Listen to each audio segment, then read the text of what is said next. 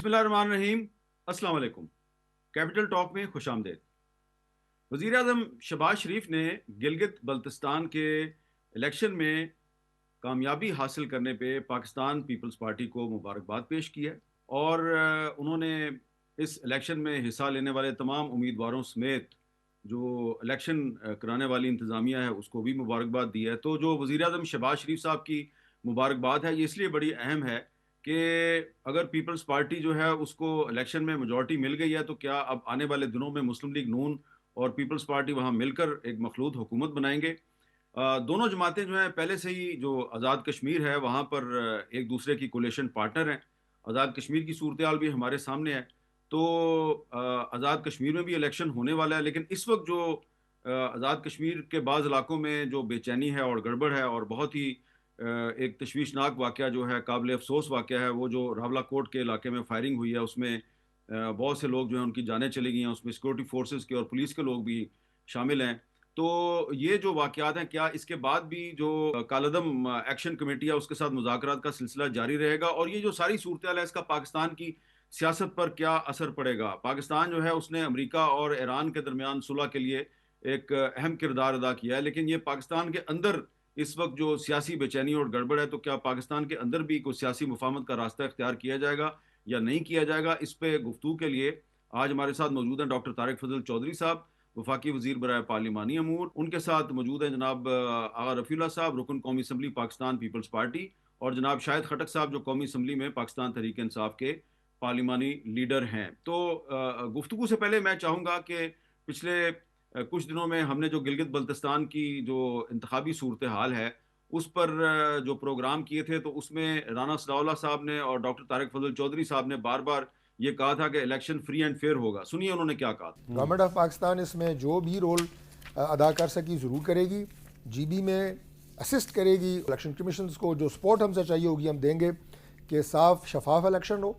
GB में जो election होने जा रहा है, जो सियासी जमातें इलेक्शन में हिस्सा ले रही हैं, उनके दरमियान फ्री फेयर और क्रेडिबल इलेक्शन होगा। यानी कि माइनस पीटीआई इलेक्शन। तो पीटीआई तो है ही नहीं वहाँ पे, पीटीआई नहीं है वहाँ पे, PTI is out of system. अच्छा जी, और इसके बाद मैं आपको सुनाना चाहता हूँ कि हमारे दोस्त आगा रफ़ीउल्लाह साहब जो हैं वो भी एक प्रोग्राम में मौजूद थे। उन्होंने गिलगित बल्तिस्तान के इलेक्शन के बारे में किन खदशात का इजहार किया था, जरा वो भी सुन। अब जीबी में खुदा न खास्ता जिस डाके की तैयारी कर रहे हैं, अगर ये इस मकसद में कामयाब हो जाते हैं तो फिर मैं आपको अभी ऐलान कर रहा हूं, जो 9 जून को कश्मीर में हो रहा है उससे बहुत ज्यादा बुरा हालात आपको फिर जीबी में सामना करना पड़ेगा। आपने गैर फितरी तौर पे गैर सियासी एक्टर्स को डालकर फिर दोबारा अगर कोई इस तरह की वारदात डालने की कोशिश की तो फिर जो आज मुख्तलिफ एक्शन कमेटियां कश्मीर में बनी हैं फिर आपको जीबी में भी नजर आएंगी। तो अब सवाल ये पैदा होता है कि क्या आगा रफ़ीउल्लाह साहब ने जिस खदशे का इजहार किया था ऐसी ही बातें नदीम अफजल चंद साहब ने भी की थी, पीपल्स पार्टी के दीगर रहनुमाओं ने भी की थी, तो क्या उनके जो खदशात थे वो गलत साबित हो गए? अब पीपल्स पार्टी जो है वो उसका क्या मौक़िफ़ है, इस पे आगा रफ़ीउल्लाह साहब से बात करेंगे। लेकिन सबसे पहले डॉक्टर तारिक फजल चौधरी साहब, आपसे मैं जानना चाहूँगा कि ये जो इंतखाबी नताइज आए हैं अभी तक के जो हमारे सामने हैं गिलगित बल्तिस्तान के इलेक्शन के, वज़ीर आज़म शहबाज शरीफ साहब जो हैं उन्होंने पाकिस्तान पीपल्स पार्टी को मुबारकबाद भी दे दी है। तो क्या हम ये समझें कि अब गिलगित बल्तिस्तान में पीपल्स पार्टी और मुस्लिम लीग नून मिलकर हुकूमत बनाएंगे, जैसे कि आज़ाद कश्मीर में भी दोनों एक दूसरे के कोलेशन पार्टनर हैं? बिस्मिल्लाहिर्रहमानिर्रहीम। बहुत शुक्रिया मीर साहब, आपने प्रोग्राम में दावत दी। मीर साहब, अल्लाह ताला का शुक्र है कि जो फेडरल गवर्नमेंट का एक बड़ा कंसीडर्ड डिसीजन था कि हमने election commission of Gilgit Baltistan को मुकम्मल सपोर्ट देनी है और ये इलेक्शन जो है बड़ा क्रेडिबल होगा, बड़ा साफ़ और शफाफ होगा। और आज इस इलेक्शन के हवाले से किसी तरह की भी कोई उंगली नहीं उठा सकता और कोई ये नहीं कह सकता कि इसमें कोई धांधली हुई, किसी तरह की कोई बदनज़मी हुई, इक्का दुक्का वाक़यात के अलावा। तो बड़ा एक ऐसन तरीके से ये इलेक्शन जो है ये मुनक़्क़िद किया गया है। पाकिस्तान पीपल्स पार्टी ने इसमें अक्सरियत ली है। उस वक्त वो सिंपल मेजॉरिटी तो नहीं, लेकिन सबसे ज़्यादा सीटें लेने वाली जमात है। प्राइम मिनिस्टर ने उन्हें मुबारकबाद दी है। हम इन रिज़ल्ट्स को बिल्कुल तस्लीम करते हैं, इन्हें मुबारकबाद देते हैं। अब ये फ़ैसला कि आइंदा गवर्नमेंट कैसे बननी है, ज़ाहिर है पाकिस्तान पीपल्स पार्टी को अगर वो गवर्नमेंट बनाते हैं तो गवर्नमेंट बनाने के लिए उन्हें सपोर्ट ज़रूर चाहिए होगी और ये बैठ के वहाँ फ़ैसला होगा कि क्या पाकिस्तान मुस्लिम लीग नून इस पावर शेयरिंग फार्मूले में गवर्नमेंट में जाती है या अपोजिशन में बैठना पसंद करती है। इसके लिए हमारी जो GB की पार्टी है मुस्लिम लीग नून, वो पहला मैं समझता हूँ कि उनका ये फ़ैसला होगा और उसके बाद प्राइम मिनिस्टर और मियां नवाज शरीफ साहब उसे एंडोज़ करेंगे। तो लेट्स सी, बहरहाल गवर्नमेंट जिसकी भी बने, जमहूरी अमल आगे बढ़ना चाहिए, पॉलिटिकल सिस्टम के ऊपर एतमाद को मज़ीद कायम होना चाहिए। यही इस मुल्क के लिए जो है वो एक फ़ायदेमंद चीज़ है। और अभी इंशाल्लाह आप देखेंगे कि आज़ाद जम्मू कश्मीर के इलेक्शन जो 27 जुलाई को होने जा रहे हैं, उनके बारे में भी मैं वही अल्फाज कहूँगा कि वो साफ़ होंगे, शफाफ होंगे, क्रेडिबल होंगे। लेकिन जो कुव्वतें उन इलेक्शंस को रोकने की कोशिश कर रही हैं, आज़ाद जम्मू कश्मीर में पॉलिटिकल और डेमोक्रेटिक प्रोसेस को सैबोटाज करने की कोशिश कर रही हैं, उन्हें लगाम देनी होगी। और उसके लिए बिल्कुल हम तैयार हैं कि किसी को भी इस अमल को सैबोटाज नहीं करने दिया जाएगा। कुछ जो ख़बरें मीडिया पे आ रही हैं उसमें अभी आपने देखा कि कल भी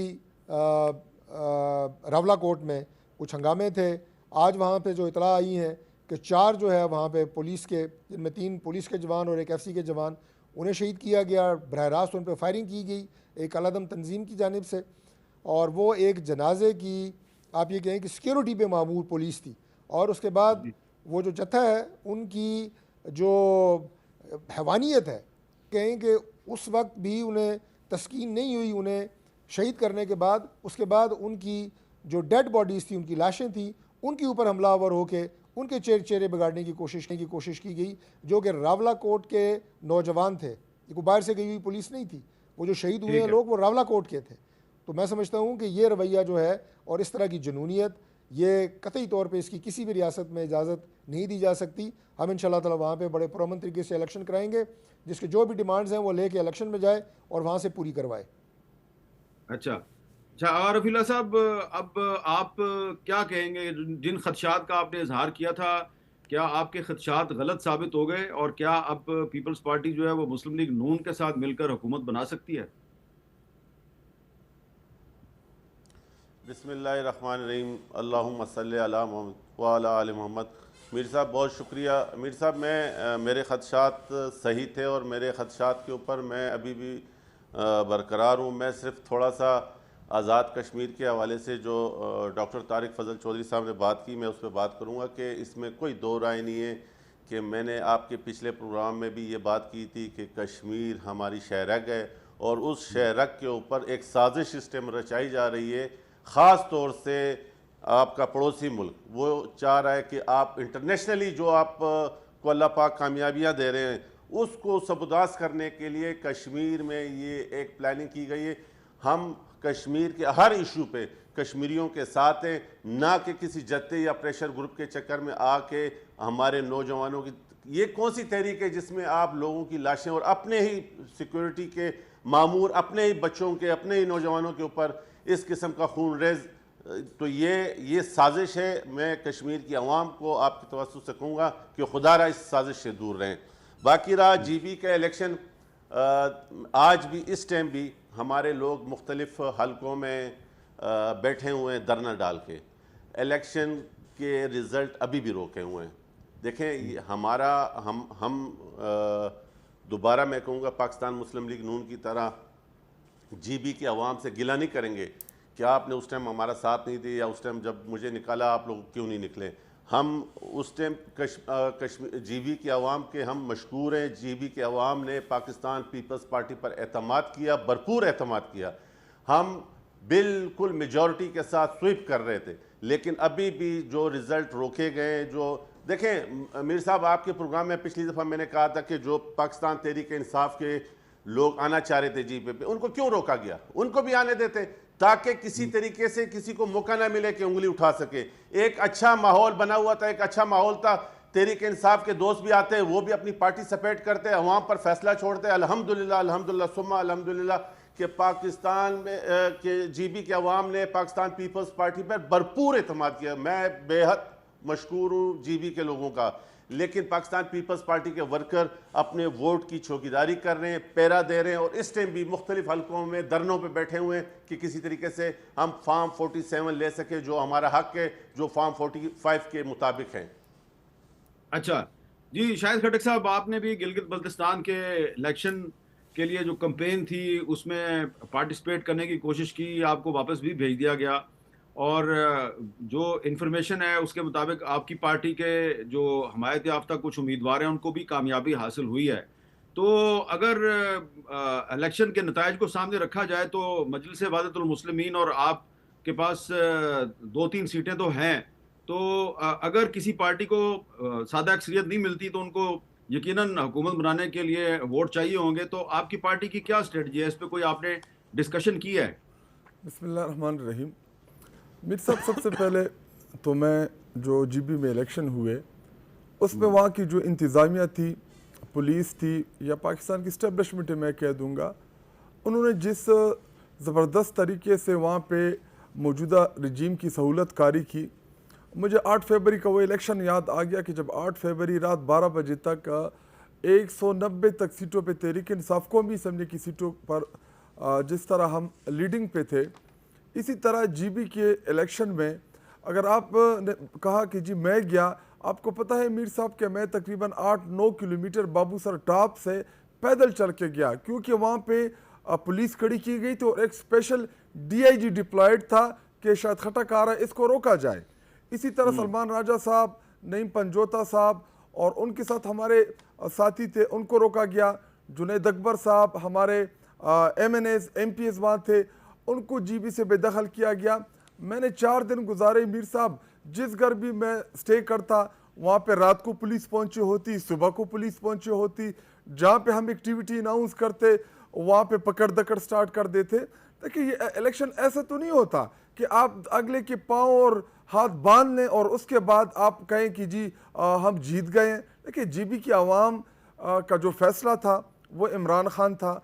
वहाँ पे मैं जितनी देर रहा, वहाँ के गिलगित की आवाम ने हमें बेपनाह मोहब्बत दी, इमरान खान साहब के लिए नेक ख्वाहिशात का इजहार किया, उनकी सेहत को लेके जीबी की आवाम में भी बड़ी तशवीश थी, उनकी जो कैद नाहक है उसको लेके हमसे लोग सवाल पूछते थे कि इमरान खान साहब को इन्होंने कैद नाहक में रखा हुआ है, कब वो रिहा होंगे, और इमरान खान साहब ही हमारा लीडर है। तो गिलगित में जो फ्रॉड इलेक्शन हुआ, जिस तरीके से रिज़ल्ट तब्दील किए गए, और आप अगर रफ़ीउल्लाह साहब को ख़ुद सुन रहे हैं कि वहाँ पे ये भी हुकूमती ही मेंबर हैं, यहाँ पे फेडरल गवर्नमेंट में इनके साथ बैठे हुए हैं, तो अगर इनके खदशात है तो बैसियत अपोजिशन जमात, जब हमें लेवल प्लेइंग फील्ड दी नहीं गई है, हमारे उम्मीदवारों से निशान छीन लेना, उसके बाद फिर उनको इंडिपेंडेंट कर देना, और जो सबसे बड़ी बात कि वहाँ पे जितने भी और इंडिपेंडेंट थे या APP के उम्मीदवार थे, उन सबको तहरीक इंसाफ से तोड़ा गया। तो जब आप एक पार्टी को इतना तोड़ लें, और हमारा जो ex chief minister Khalid Khurshid साहब, जिसकी फेस वैल्यू है गिलगित बल्तिस्तान में, जो वहाँ पे चीफ मिनिस्टर रहा, वो अलाउ ही नहीं था वहाँ पे, वो जा ही नहीं सकता था वहाँ पे। तो ये एक फ्रॉड इलेक्शन था। एक तो होती धांधली, इन्होंने पूरा धांधला किया, इन्होंने पूरा इलेक्शन मैनेज किया। तहरीक इंसाफ को गिलगित की आवाम ने बारी मैंडेट दिया, वोट हमें पड़ा, रिजल्ट इनका निकल आया, हम इसको मुस्तरद करते हैं, और ये दानली ज़दा इलेक्शन है। जी, डॉक्टर तारिक फजल चौधरी साहब, ये जो शाहिद खटक साहब का दावा है, यकीनन आप इसको रिस्पॉन्ड तो करेंगे, लेकिन एक सवाल ये पैदा होता है कि गिलगित बल्तिस्तान का जो इलेक्शन है उसमें तहरीक इंसाफ बतौर पार्टी हिस्सा नहीं ले सकी, जबकि इसी पार्टी ने 2020 का जो इलेक्शन था गिलगित बल्तिस्तान में, उसमें इन्होंने 2/3 मेजोरिटी ली थी। तो पिछले इलेक्शन में 2/3 मेजोरिटी लेने वाली पार्टी जो है वो 2026 के इलेक्शन में बिल्कुल बैलेट पेपर पे वो पार्टी मौजूद ही नहीं थी, उसका निशान भी मौजूद नहीं था। आप समझते हैं कि तहरीक इंसाफ जो है वो उसको आप इस तरीके से पाकिस्तान की सियासत से माइनस करने में कामयाब हो जाएंगे? देखिए, हम चाहे वो पाकिस्तान तहरीक इंसाफ हो या कोई भी जमात हो, कोई भी सियासी पार्टी किसी दूसरी सियासी पार्टी को पॉलिटिकल सिस्टम से वॉश करने की बात नहीं कर सकती।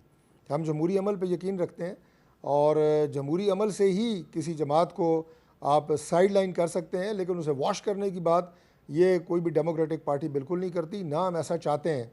बाकी क्या वजूहात थी और आज़ाद जम्मू व कश्मीर में क्या हालात थे जिनकी बुनियाद के ऊपर जो वो कह रहे हैं कि हमारे पास निशान नहीं था या हम एक आज़ाद उम्मीदवार की हैसियत से लड़े, वो वहाँ पे अपने उनकी इंडिपेंडेंट इलेक्शन कमीशन है, उनके फैसले हैं, लेकिन इनकी तमाम लीडरशिप वहाँ पे गई है, वहाँ पे बाकायदा मैंने ख़ुद इनकी फुटेजेस देखी हैं, ख़ास तौर पे इनकी चेयरमैन जो हैं बैरिस्टर गौर साहब, कई जलसों से उन्होंने ख़िताब किए हैं, बाकी इनके लीडर गए हैं, बाकी अवाम का फ़ैसला है। और आज मैं समझता हूँ कि देखें जो बंदा इलेक्शन हारता है, ज़ाहिर है उसके इलेक्शन के ऊपर एतराज़ात होते हैं, ये तो एक कोई गैर मामूली बात नहीं है, लेकिन बाय एंड लार्ज पूरे पाकिस्तान में आज ये तस्लीम किया जा रहा है कि गिलगित बल्तिस्तान का इलेक्शन, बेशक हम उसमें अक्सरियत नहीं ले सके, लेकिन वो फ्री एंड फेयर इलेक्शन था, उसमें तमाम पार्टियों को बिल्कुल मौका दिया गया। और फेडरल गवर्नमेंट में हमारी जमात की हुकूमत है इस वक्त, लेकिन हमने वहाँ पे किसी की आर्म ट्विस्टिंग नहीं की, जिसके नतीजे में आज पाकिस्तान पीपल्स पार्टी वहाँ पे सबसे ज़्यादा सीटें लेने वाली जमात जो है वो बन चुकी है। बाकी रफ़ीउल्लाह साहब के, आगा साहब के जो एतराज़ात हैं, मुझे नहीं पता कि वो उसमें सिंपल मेजॉरिटी लेने के ख्वाहिशमंद थे या 2/3 लेने के ख्वाहिशमंद थे, लेकिन बहरहाल उनकी जमात की अक्सरियत आई है। जैसे मैंने पहले भी कहा कि हमने बड़ी फ़राखदिली के साथ एक्सेप्ट की है उनकी जीत को, और उन्हें भी मेरा ख्याल है कि अपनी इस जीत को सेलिब्रेट करना चाहिए, ना कि मज़ीद जो है वो इसमें कोई ताने या कोसने देने चाहिए। अगर रफीला साहब, ये जो सूरत हाल है जिसमें आप आज़ाद कश्मीर का भी जिक्र कर रहे हैं, तो क्या अब मुस्लिम लीग नून और पीपल्स पार्टी जो है वो मिलकर आज़ाद कश्मीर की सूरत हाल को संभालने में कामयाब हो जाएंगे? क्योंकि ऐसा लग रहा है कि आपकी और डॉक्टर तारिक फजल साहब की जो गुफ्तगू हमने सुनी है, तो ऐसा लग रहा है कि कम अज़ कम आज़ाद कश्मीर के मामले पे तो आप एक पेज पे हैं। मीर साहब, आज़ाद कश्मीर में इलेक्शन पे हम एक पेज पे नहीं है, इलेक्शन हम इकट्ठे करने के मूड में नहीं है। हाँ, आज़ाद कश्मीर के पीस पर, आज़ाद कश्मीर के अमन पर मैं समझता हूँ कि हर पाकिस्तानी, चाहे वो पाकिस्तान तहरीक इंसाफ से हो, चाहे वो किसी भी पॉलिटिकल ऑर्गेनाइजेशन से हो, कश्मीर हमारी शेरग है, कश्मीर हमारी रेड लाइन है, कश्मीर हमारी वीकनेस है। उसके ऊपर हर पॉलिटिकल पार्टी को, हर पाकिस्तानी को इस साजिश को नाकाम करने में साथ देना चाहिए, क्योंकि ये फिर अगेन बात है, ये हमारी शहरक है। और अगर कोई हमारी शहरक पर हमला कर रहा है, कोई इतनी बड़ी साजिश रच रहे हैं, हाँ मैं दोबारा कहूँगा कि जो उनकी डिमांड्स हैं, जो वो सीटों की बात कर रहे हैं, मैं उनके उस फैसले को उनकी उस डिमांड को गलत नहीं कह रहा, लेकिन उनका तरीक़ाकार गलत है। ये उनकी जो डिमांड्स हैं, जो उनके इस्लाहात हैं, जो उनकी बातें बाखुदा सब की सब सही हैं और बहुत सारी मानी भी गई हैं, लेकिन हर चीज़ को अगर आपने ख़त्म करना है तो हम कानून से बढ़कर कोई नहीं है। हाँ, हम आए जब आपको अदालतों ने कहा है कि ये एक हाँ आएँ, आप आवाम से वोट लें, हम भी आपके साथ देंगे और इन सारे नुकात के ऊपर हम इलेक्शन लड़ेंगे कि हम ये सारे काम करवा के देंगे आपको। और उसी तरीके से जैसे कि कश्मीर के अवाम के हक़ के ऊपर डाका डाला जाता है इन सीटों के ऊपर, इसमें कोई दो राय नहीं, लेकिन तरीक़ेकार गलत है। तरीक़ेकार ये इसलिए गलत है कि आप अलायकार बन रहे हैं उन लोगों का जो पाकिस्तान के दुश्मन है, जो कश्मीर के दुश्मन है, जो उधर मकबूजा कश्मीर के लोगों के ऊपर जुल्म कर रहे हैं, उनका साथ दे रहे हैं आप। अच्छा, शाहिद खटक साहब, जब आज़ाद कश्मीर में पाकिस्तान तहरीक इंसाफ की हुकूमत थी, ज़्यादा पुरानी बात नहीं है, 2022 में, तो वहाँ पर जब यही जो जॉइंट अवामी एक्शन कमेटी है, जब इसने एहतजाज का सिलसिला शुरू किया, तो उस वक्त के जो प्राइम मिनिस्टर थे जिनका ताल्लुक तहरीक इंसाफ से था, वो इनके बारे में यही कहा करते थे जी इनका गैर मुल्की एजेंडा है। तो PTI भी कहती थी इनका गैर मुल्की एजेंडा है, और अब जो पीपल्स पार्टी के हैं फैसल मुमताज़ राठौर साहब, वो भी यही कहते हैं जी इनका गैर मुल्की एजेंडा है। रफ़ीला साहब भी कह रहे हैं जी ये पाकिस्तान के दुश्मनों के साथ मिले हुए हैं। तो आप इंडोर्स करते हैं कि ये जो आज़ाद कश्मीर में हो रहा है इसमें गैर मुल्की हाथ है? मीर साहब, हर मसले का हल ना गोली होती है ना डंडा होती है। आपने देखा इस हुकूमत का वतीरा बन गया है कि ये जो भी प्रोटेस्ट करें उसके ऊपर उनके ख़िलाफ़ ये डंडा उठाते हैं, उनके ऊपर गोलियां चलाते हैं। जो प्रोटेस्टर होते हैं या जो एहतजाज करने वाले होते हैं, आपने उनको डील करना होता है, आपने उनसे बातचीत करनी होती है, आपने उनकी जो जेन्युइन इश्यूज़ हैं उनको एड्रेस करना होता है, ना कि आप जाके स्ट्रेट फायर्स मारे लोगों को और आप उनके ऊपर गोलियां चलाएं और फिर बाद में कहें कि जी इनका कोई बाहर का एजेंडा है या इनका कोई जो है वो ये बाहर से फंडेड है। तो यही लोग यहीं पे सरकारी जगहों इमारतों में लेटे होते हैं। ये इसी एक्शन कमेटी को इसी हुकूमत ने डील किया, इन्हीं के वो बिजली के थे या जो कोई मुतालेबात थे, वो एग्जैक्ट तो तारिक फजल चौधरी साहब को पता होंगे, वो सारे मुतालेबात के ऊपर इन्होंने बात की और इसी कमेटी के साथ इन्होंने 2-3 दफ़ा बैठने की कोशिश की। तो उस वक्त ये एजेंट ना हुए और अब जाके एजेंट हुए। देखिए ये गद्दारी के फितवे जो हैं ये ना जो है वो जारी की जाए। हाँ, अगर प्रोटेस्टर में कुछ ऐसे लोग हों जो तशद्दुद प्रोटेस्ट करते हैं या वो सरकारी इमलाक को नुकसान पहुंचाते हैं या कोई दूसरा गैर कानूनी काम करते हैं, तो वो उसके खिलाफ कानूनी जो एक्शन है वो होना चाहिए। लेकिन ये नहीं कि आप प्रोमन प्रोटेस्टर के ऊपर जाके स्टेट गोलियां मारे उनको और उनको ऊपर आप शेल मारें, उनको प्रोवोक करें और उनमें अपने लोग घुसा के उनका जो प्रोमन प्रोटेस्ट है उसका पर तशद्दुद करें। बिल्कुल नहीं होना चाहिए। और ये पहली दफ़ा नहीं कर रहे हैं। इन्होंने 26 को जब हम इधर आए 26 नवंबर को, इसी तरह हमारे ऊपर भी इन्होंने गोलियां चलाई, हमारे लोगों को शहीद किया, हालांकि हम प्रोमन प्रोटेस्टर थे। इसी तरह मुरीदके में भी इन्होंने लोगों के ऊपर गोलियां चलाई। देखिए प्रोटेस्ट होते रहते हैं। जमहूरियत में एहतजाज जो है ये जमहूरियत का हुस्न है। लेकिन आप अगर एहतजाज का हक ही लोगों से छीन लें, एक तरफ आप पेट्रोल की प्राइसेस जो हैं वो 450 रुपए पे ले जाएं और फिर लोगों को जी उनके ऊपर डंडे चलाएं कि जब एहतजाज भी ना करें, तो अगर इस एक्शन कमेटी के या जो कश्मीरियों के जो जेन्युइन मुतालेबात हैं उनको माना जाए और कश्मीर जो है वो हमारा शारग है, आज़ाद कश्मीर जो है वो कि अवाम जो है वो हमसे ज़्यादा मुहब्बुल वतन है, उन्होंने ज़्यादा हमसे कुर्बानियाँ दी पाकिस्तान को बनाने के लिए। उनकी जो जब भी आप तारीख उठा के देख लें, कश्मीरी जो है वो आपको सफ़े अव्वल में मिलेंगे। लेकिन ये कहना कि जी इनका कोई बाहर का एजेंडा है या ये, मैं बिल्कुल इस बात को इंडोर्स नहीं करता। हाँ, जो प्रोटेस्टर है उनके जो जनरल मुतालिबात हैं उनको सुनना चाहिए। अच्छा डॉक्टर साहब, मुझे पता है आपने रिस्पॉन्ड करना है और जिन लोगों ने तशद्दुद का रास्ता इख्तियार किया, मेरा ख्याल है कि उन्होंने जो अपने जो मुतालबात हैं उसकी हमायत करने वालों के मौक़िफ़ को कमज़ोर किया। अब इस पर डॉक्टर तारिक फजल चौधरी साहब ने जवाब देना है। मैं एक ब्रेक लेता हूँ, ब्रेक के बाद डॉक्टर साहब से बात करते हैं।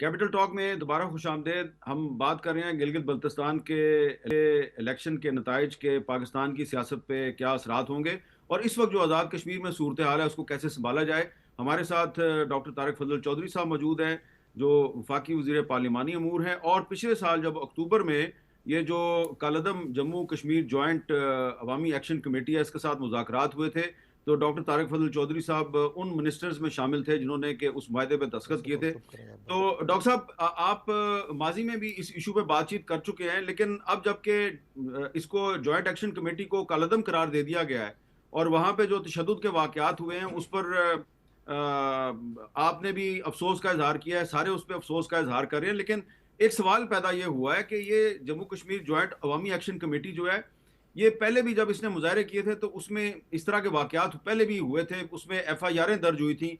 177 FIR जो हैं वो ख़त्म करने का तो वादा आपने खुद अक्टूबर के मुआहदे में किया था। तो ये अब सवाल ये पैदा होता है कि ये अब आके हुकूमत को पता चला कि ये जो है ये दहशतगर्द तंजीम है। इसी दहशतगर्द तंजीम के साथ जब आप मुज़ाकरात कर रहे थे और उस वक्त भी 177 FIRs आपके सामने थी, तो उस वक्त फिर आपने इनके साथ मुआहदा क्यों किया था? हमीर साहब मुझे थोड़ा सा वक्त देंगे इस जी, सवाल जी। का जवाब देने के लिए। कई इस सवाल के पहलू हैं। देखिए, गुजारिश ये है कि आज़ाद कश्मीर की अपनी एक इंटरनेशनल जो डिस्प्यूट है उसके हवाले से ये अभी हल तलब मसला है, वो अलग इसकी एक स्टेटस है। लेकिन वहाँ के जो डायनामिक्स हैं, लोकल सिचुएशन है, वो भी चूँकि बिलुमूम लोग वहाँ पे कम सफ़र करते हैं, कम जाते हैं, लिहाजा वो उन हालात व वाक़यात से बखूबी आगाह नहीं होते। और जब उनके ऊपर कोई एक, जैसे आपके प्रोग्राम में भी अभी तबसरा हुआ है, तो ये हुआ जनाब के एहतजाज की इजाज़त होनी चाहिए, एहतजाज वालों को सख्ती नहीं करनी चाहिए। तो ये जो तबसरे हैं ये बिल्कुल इस हद तक जायज़ हैं कि पुरअमन एहतजाज, लेकिन वहाँ की सिचुएशन जो है वो बिल्कुल मुख्तलिफ है। जो आपने पिछले साल 4 अक्टूबर के मुआहदे की बात की, बिल्कुल मैं उस मुआहदे में जो सिग्नेटरी हैं जिन्होंने दस्तखत किए, मैं भी उसमें था। यानी 38 क्लॉजेज़ का वो मुआहदा था। उन 38 क्लॉजेज़ में से 35 जो हैं वो हमने उन पे अमलदारी कर दी है, उनकी इम्प्लीमेंटेशन हो चुकी है। कल मैंने तफसील से एक प्रेस कॉन्फ्रेंस के ज़रिए एक एक क्लॉज बताई है मीडिया पे कि कुछ ऐसी थी तकरीबन 18 से 19 जिन पे एग्जेक्टिव ऑर्डर के ज़रिए इम्प्लीमेंटेशन हुई है, बाकी ऐसी हैं जिनके PC1 मंजूर हो चुके हैं, मंसूबे पाइपलाइन में हैं, फंड्स मंजूर हो गए हैं, जिसमें मैंने मिसाल दी को ब्रिज बनना है, टनल बननी है, रोड्स बननी है, तो वो 2 से 4 महीनों में नहीं बनती, सालों में बनती है। उन पर प्रोग्रेस देखी जा सकती है कि जो कंसर्न डिपार्टमेंट हैं CDWP, IDWP, PC1, एक्नेक, ECC, उनसे उनकी अप्रूवल्स हो चुकी हैं, तो लिहाजा वो सारे क्लॉजेस उनके मुतालबात मंजूर हो चुके हैं। 3 कोर्टों में पेंडिंग थे, इस वजह से वो पेंडिंग है। और उसके बारे में भी सोशल मीडिया पे ये मनफी प्रोपेगेंडा किया जा रहा है आज़ाद कश्मीर में कि ये सिर्फ 3 मुतालबात माने गए हैं। इसलिए कल मैंने प्रेस कॉन्फ्रेंस में एक एक क्लॉज के बारे में बताया कि वो सारी हम मान चुके हैं, और मैंने उनके नोटिफिकेशंस भी दिखाए जो आज़ाद जम्मू और कश्मीर की गवर्नमेंट ने जारी किए थे, ताकि ये ना लगे मैं कोई ज़बानी कलामी बात कर रहा हूँ। ये तो पहली बात है। दूसरी बात यह है कि इससे पहले जो मार्चेस किए जॉइंट एक्शन कमेटी ने, उनसे बातचीत क्यों हुई और अब क्यों नहीं हो रही, उसकी वजह यह है कि वो तमाम मुतालबात जो हैं पब्लिक वेलफेयर के थे, और उसमें बेशक कीमती इंसानी जानों का नुकसान हुआ, मुतालबात माने गए इसीलिए कि दंगा फसाद ना हो, पुरतशद्दुद मुजाहरों को ख़त्म करने के लिए पब्लिक वेलफेयर की डिमांड्स थी, हमने मानी सारी। अब जो डिमांड वो कर रहे हैं, इसकी ये क्लॉज थी उस मुआहदे में कि इस पर एक कमेटी बनेगी कानूनी माहिरीन की, वो बना तो दी गई थी, लेकिन उसके बाद उसकी मीटिंग्स नहीं हो सकी। जॉइंट एक्शन कमेटी ने उसमें कोई नाम डाले, कोई तब्दील किए, उनकी मीटिंग नहीं हो सकी। उस कमेटी ने इसको टेकअप करना था कि इसके रिपरकशंस कश्मीर कॉस्ट के ऊपर क्या होने हैं, इस पर बात होनी थी उसमें। अब जो मौजूदा सूरत हाल है, आप ये देखें कि हमने अभी 30 मई को दोबारा हम गए हैं, वही कमेटी, इनसे दोबारा मुज़ाकरात किए हैं, और उन्होंने कहा है 4 ऑप्शंस आपके पास हैं, ऑल पार्टीज़ कॉन्फ्रेंस करें इस पर, अगले इलेक्शन में स्लोगन को ले जाएं, अगर आप कहते हैं ये पब्लिक डिमांड है तो इलेक्शंस में आप जीत जाएंगे, असेंबली से अमेंड करें, या इसको रेफरेंस की शक्ल में आप सुप्रीम कोर्ट ले जाएं। उन्होंने कोई डिमांड नहीं मांगी। आखिर में हमने रिक्वेस्ट नहीं, बैक करने की हद तक उनसे कहा कि 10 दिन आप 9 जून की डेट की बजाय आगे ले जाएं, ताकि यहाँ पे सीनियर क़यादत को कॉन्फिडेंस में लेके इसमें हम बातचीत शुरू करें। उन्होंने वो भी नहीं मानी।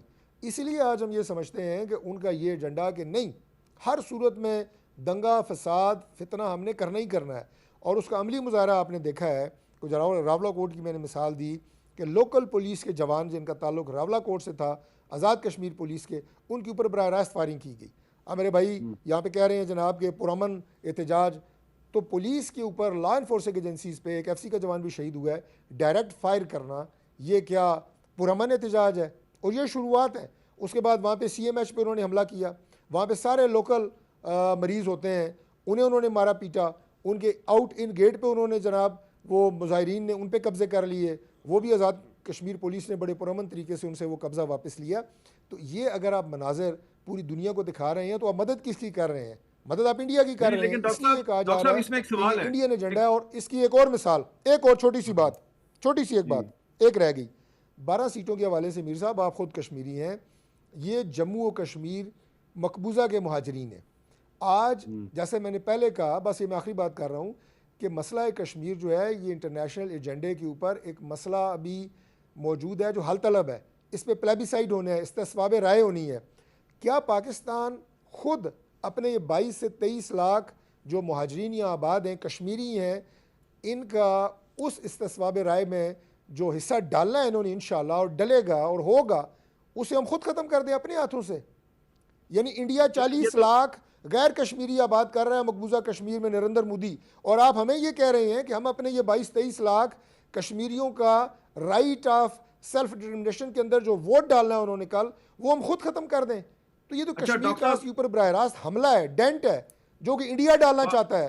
तो हम किसकी मदद कर रहे हैं? ये लोग जो फितना कर रहे हैं, फसाद कर रहे हैं, दंगे और फसाद कर रहे हैं, और पुलिस पे सीधे फायर कर रहे हैं। ये इंडियन एजेंडा है जिसकी तकमील ये कर रहे हैं। इसलिए हम कह रहे हैं कि ये बात यहाँ पे नहीं हो सकती। और वो लोग ना आज़ाद कश्मीर के रेजिडेंट इसको मानते हैं, ना पाकिस्तान के रेजिडेंट इसको मानते हैं। और वो लोग जो सोशल मीडिया के ऊपर झूठी खबरें फैला रहे हैं, इस शर को फैला रहे हैं, जिनका ताल्लुक किस किस जमात, किस किस ग्रोह से है, मैं समझता हूँ कि ये भी इंतहाई अफसोसनाक और शर्मनाक है। ये एक पाकिस्तानियत का कॉज है। अब देखें, आगा रफ़ीउल्लाह ने बात की, उन्होंने कहा कि कश्मीर हमारी शाहराग है, कोई भी पाकिस्तानी उसका ताल्लुक किसी भी जमात से हो, इस कॉज के लिए उसे इकट्ठा होना है। ये पाकिस्तानियत है, ये कश्मीर कॉज है, ये किसी जमात का मसला नहीं है। आज गवर्नमेंट, एक आखिरी जुमला कह दूँ, गवर्नमेंट वहाँ पाकिस्तान पीपल्स पार्टी की है, इनके प्राइम मिनिस्टर फैसल राठौर साहब हैं AJK में, मैं उस नौजवान को अप्रिशिएट करता हूँ, वो बेशक पीपल्स पार्टी का प्राइम मिनिस्टर है, he has taken a stand, वो कश्मीर की बात करता है, वो जहाँ जलसा करता है कहता है मैं शुरू पाकिस्तान से करता हूँ, मैं पाकिस्तानी हूँ, पाकिस्तान मेरा है, हम इलाके पाकिस्तान के साथ है। इस जज्बे की आज ज़रूरत है, ना कि इसकी कि आप जनाब कहें कि इनकी जो हक राय दही है उसको आप खुद ख़त्म कर दें। मीर साहब ये साजिश है, हमें इसका ऐसा नहीं बनना, इस साजिश को रोकना है, जो इस साजिश को सपोर्ट कर रहे हैं उनके हाथ भी हमने रोकने हैं। चलें, ये आपकी सारी बातें अगर हम दुरुस्त भी मान लें तो सवाल ये पैदा होता है कि जब 5 अगस्त 2019 को भारत ने मकबूजा जम्मू और कश्मीर की जो आइनी हैसियत है उसको ख़त्म करने के लिए जो इंडियन कॉन्स्टिट्यूशन का आर्टिकल 370 और 35A सस्पेंड किया, तो उस वक्त जो मुजाहरे शुरू हुए थे रावलाकोट में और मुजफ्फराबाद में, तो वो पाकिस्तान के ख़िलाफ़ नहीं थे, वो इंडिया के ख़िलाफ़ थे। तो उस वक्त भी सितंबर में एक मुजाहरा हुआ, लॉन्ग मार्च किया गया इंडिया के ख़िलाफ़ लाइन ऑफ कंट्रोल की तरफ, तो उस पर भी शेलिंग हुई, उस पर भी फायरिंग हुई। फिर मुजफ्फराबाद में अक्टूबर 2019 में मुजाहरा हुआ, उस वक्त तहरीक इंसाफ की हुकूमत थी, उस पर भी फायरिंग हुई, शेलिंग हुई। और स्लोली एंड ग्रेजुअली ये जो मुजाहरे हैं इनका रुख जो है वो पाकिस्तान की तरफ मुड़ गया। तो अगर ये इंडियन कॉन्स्पिरेसी हम इसको तस्लीम कर भी लें तो ये इस पे तो सोचने की ज़रूरत है ना कि जो मुजाहरे जो हैं वो इंडिया के ख़िलाफ़ शुरू हुए थे वो फिर उन्होंने एक दूसरा रंग कैसे इख्तियार कर लिया। तो इस पे मज़ीद भी बात करते हैं एक वक्फे के बाद। कैपिटल टॉक में दोबारा खुशामदीद। अगर रफीला साहब, अब ये जो सूरत हाल है आज़ाद कश्मीर की, तो इस सूरत हाल में जो मैंने जो सुना है या मुझे जो बताया गया है वो ये है जी कि अभी भी आपकी पार्टी के कुछ रहनुमा जो हैं वो रास्ता तलाश कर रहे हैं कि मुज़ाकरात का सिलसिला दोबारा शुरू किया जाए, लेकिन जो मुस्लिम लीग नून है वो अब फ़िलहाल मुज़ाकरात करने के लिए तैयार नहीं है। तो इसमें यकीनन सदर आसिफ अली ज़रदारी और वज़ीर आज़म शहबाज शरीफ साहब जो भी फैसला करेंगे बामी सलाह मशवरे के बाद करेंगे। लेकिन आपको लगता है कि ये जो क्रैकडाउन का रास्ता इख्तियार किया गया है और यकीनन इसमें जो सिक्योरिटी फोर्सेस पे फायरिंग हुई है उसकी तो कोई भी हमायत नहीं करता, लेकिन इस टेंशन के माहौल में आप 27 जुलाई को आज़ाद कश्मीर में एक पुरअमन इलेक्शन करवाने में कामयाब हो सकेंगे? मीर साहब देखें, पहली बात तो मैं थोड़ी देर पहले हमारे दोस्त ने PTI के शाहिद खटक साहब ने बात की, मैं जिस पॉलिटिकल जमात से हूँ और जो स्कूल ऑफ थॉट हमारा है, हम इस दो नारों को या दो जो पावर है इसको तो दफन करने की बात करते हैं, एक कुफर का फतवा और दूसरा गद्दारी का फतवा। ये हमारी डिस्करी में हमारे किसी कोने में, जहन के कोने में नहीं है कि मेरे को ये अख्तियार है कि मैं किसी को ये दे सकता हूँ, पॉसिबल ही नहीं है, नंबर एक। नंबर दो, दूसरी बात ये है कि सर देखें कश्मीर में इस टाइम जो हो रहा है, जो ये हमला हुआ है आज ये रावलकोट में, इन्होंने गवर्नमेंट के उस इक़दाम को जो इनको कलअदम किया गया है उसकी तस्दीक की है, उसको मोहर लगाई है ये हमला करके कि हम उस तरफ डाइवर्ट हो रहे हैं। हम ये नहीं कह रहे हैं कि आप गद्दार हैं, हम ये नहीं कह रहे हैं कि आपने पाकिस्तान के साथ या कश्मीरियों के साथ या कश्मीर कास के साथ गद्दारी की है। आप उस जुर्म का हिस्सा बन रहे हैं जो आप चाह नहीं रहे हैं लेकिन एक्ट कर रहे हैं। आप उस चीज़ का हिस्सा बनने जा रहे हैं, जैसे अभी आपने थोड़ी देर पहले कहा कि ये वो लोग थे या ये वो मुजाहरे थे जो इंडिया के ख़िलाफ़ हो रहे थे, और किस खूबसूरत अंदाज में, किस साजिश के तहत उसको डाइवर्ट करके उल्टा पाकिस्तान के ख़िलाफ़ इस्तेमाल किया जाना शुरू किया गया। और आपने बिल्कुल सही तज्जिया किया। बात यह है कि ये इस टाइम मैंने थोड़ी देर पहले भी बात की थी कि इस पर कोई पॉलिटिकल पार्टी का कोई एजेंडा नहीं होना चाहिए। ये सिर्फ़ और सिर्फ पाकिस्तान और हमारी शहरक की बात है, ये हमारी कश्मीर की और हमारी बात है। इसके ऊपर कोई, हाँ, इसमें दो राय नहीं है कि मैं आज भी इस बात का हामी हूँ कि हम उन लोगों से जिन्होंने असला उठाया है, जिन्होंने पुरतशद्दुद कार्रवाई शुरू की, वो नहीं, हम डायलॉग से ही मसले हल करेंगे, ना कि हम रियासती मशीनरी को इस्तेमाल करते हुए ज़ोर ज़बरदस्ती। डायलॉग से ही मसले हल होंगे, आगे भी जब भी होंगे ये मसले। लेकिन यहाँ पे एक सवाल है ना अगर रफीला साहब कि अब तो कालदम अवामी एक्शन कमेटी पे पाबंदी लगा दी गई है, और पाबंदी भी जो है वो लगाई है फैसल मुमताज राठौर की हुकूमत का ताल्लुक पीपल्स पार्टी से है, तो फिर आप इन्हीं से डायलॉग करेंगे जिन पर पाबंदी लगाई है? नहीं नहीं नहीं नहीं नहीं नहीं देखे ना, बात ये नहीं, मैंने मेरी बात को थोड़ा सा, मैंने मीर साहब आपको कहा कि ये वो लोग जो लोग पहले से ही गैर महसूस तरीके से, मैं नहीं किसी पे इल्ज़ाम लगा रहा कि कोई बाशऊर आदमी जिसने पाकिस्तान में आंख खोली और वो किसी का अलाकार बन जाए, किसी ऐसे दुश्मन का जो हमारा अजली दुश्मन हो, नहीं, ये वो लोग हैं जो गैर महसूस तरीके से उनके हाथों में चले गए। मैं उनकी बात नहीं कर रहा, मैं कश्मीर में हर कश्मीरी के साथ बैठ के डायलॉग करने के लिए तैयार हूँ, उन लोगों से हट के जो पुरतशद्दुद वाक़ियात में शामिल हैं। जी डॉक्टर साहब कुछ कहना चाह रहे हैं? जी डॉक्टर साहब। गद्दार का लफ्ज़ तो, गद्दार का लफ्ज़ मैंने भी किसी के लिए इस्तेमाल नहीं किया अपनी गुफ्तगू में, लेकिन मीर साहब मैं एक मिसाल देता हूँ। मेरा एक दोस्त है, उसका एक अमल ऐसा है कि जिससे मेरा सियासी मुखालिफ, मेरा दुश्मन खुश हो रहा है, इसका मतलब वो अमल उसके एजेंडे की तामील कर रहा है। और उसका एक अमल जिससे मैं खुश हो रहा हूँ, इसका मतलब यह है कि वो मेरे मुवाफिक होगा। इनका ये अमल इंडियन एजेंडे की तकमील कर रहा है कि पाकिस्तान से कश्मीरियों के हक़ राय दही को ख़त्म किया जाए 22 से 23 लाख, ये बात हम कर रहे हैं। दूसरी बात, कैटेगोरिकली मैं आपको बता रहा हूँ कि मुज़ाकरात के दरवाजे बंद हो चुके हैं। वो तब तक खुले थे जब तक इन्होंने हथियार नहीं उठाए थे और स्टेट ऑर्गन्स पे, स्टेट मशीनरी पे, लॉ इन्फोर्सिंग एजेंसीज पे फायरिंग नहीं की थी। उनके चेहरे तक मस करने की इन्होंने कोशिश की है। मुज़ाकरात बिल्कुल नहीं होंगे। तीसरी बात, मीर साहब झूठ ये फैलाया जा रहा है 60 अरब रुपया कश्मीर की अपनी तमाम रिसोर्सेज से आमदन है साल की, 325 अरब रुपया गवर्नमेंट ऑफ पाकिस्तान देती है। इससे ज़्यादा भी ज़रूरत होगी तो हम देंगे। कश्मीर हमारी जान है, हमारी शारग है, लेकिन उसके बावजूद आप ये प्रोपेगेंडा वहाँ पे फैलाएं कि हमारे रिसोर्सेज पाकिस्तान ले गया, हमारे रिसोर्सेज ख़त्म हो गए हैं, ये सच नहीं है। ये कश्मीरी नौजवानों को भी बताना पड़ेगा कि हक़ाइक़ क्या हैं। पाकिस्तान आपके साथ है, पाकिस्तान आपके लिए जंगें लड़ रहा है, आइंदा भी लड़ेगा इंशाल्लाह ताला। चलें ठीक है जी, शाहिद खटक साहब आखिरी अल्फाज। मीर साहब, कश्मीर का इशू बड़ा सेंसिटिव है। अगर कोई प्रोटेस्ट करता है, जब प्रोटेस्ट जमा होते हैं तो उसमें कभी कभार ऐसे कुछ लोग घुसा देते हैं जो आपका पुरअमन प्रोटेस्ट जो है वो वायलेंस की तरफ ले जाते हैं। और अब तक जितने भी कश्मीरियों ने प्रोटेस्ट किए हैं वो सारे पुरअमन रहे हैं। तो ऐसा ना हो कि जिस तरह 9 मई को तहरीक इंसाफ के खिलाफ एक साजिश की गई कि हमारे पुरअमन प्रोटेस्टर्स को आगे धकेला गया, सेम कश्मीर के अवाम के साथ जो इस वक्त अपने आईनी हकूक के लिए वो जो जदोजहद कर रहे हैं, देखिए उनके सारे मुतालिबात जायज़ भी नहीं होंगे, उनके सारे मुतालिबात माने भी नहीं जा सकते। वो दूसरे के आईनी हकूक को खत्म करने की जदोजहद कर रहे हैं, लेकिन उनके जो दूसरों के आईनी हकूक को खत्म करने की जदोजहद कर रहे हैं, अपने आईनी हकूक की जदोजहद जो जेन्युइन इश्यूज हैं उनको वो एड्रेस 22 करना लाख लोगों के आईनी हकूक को खत्म करने की बात कर रहे हैं। डायरेक्टली फायर मार देना, लोगों को ऊपर तशद्दुद कर देना, ये हुकूमत का वसीला बन चुका है। पहली दफा ये नहीं कर रहे। ये जिधर भी प्रोटेस्ट होता है इन्होंने डंडा, सोटा, आंसू के गोली, ये बस इन्होंने हर वक्त ये तैयार रहते हैं इन चीजों के लिए, क्योंकि गैर जमहूरी लोग हैं, मुसल्लत शुदा लोग हैं। आपका शुक्रिया डॉक्टर तारक फजल चौधरी साहब, जनाब शाहिद खटक साहब और आगा रफीला साहब। इजाजत दीजिए, अल्लाह हाफिज।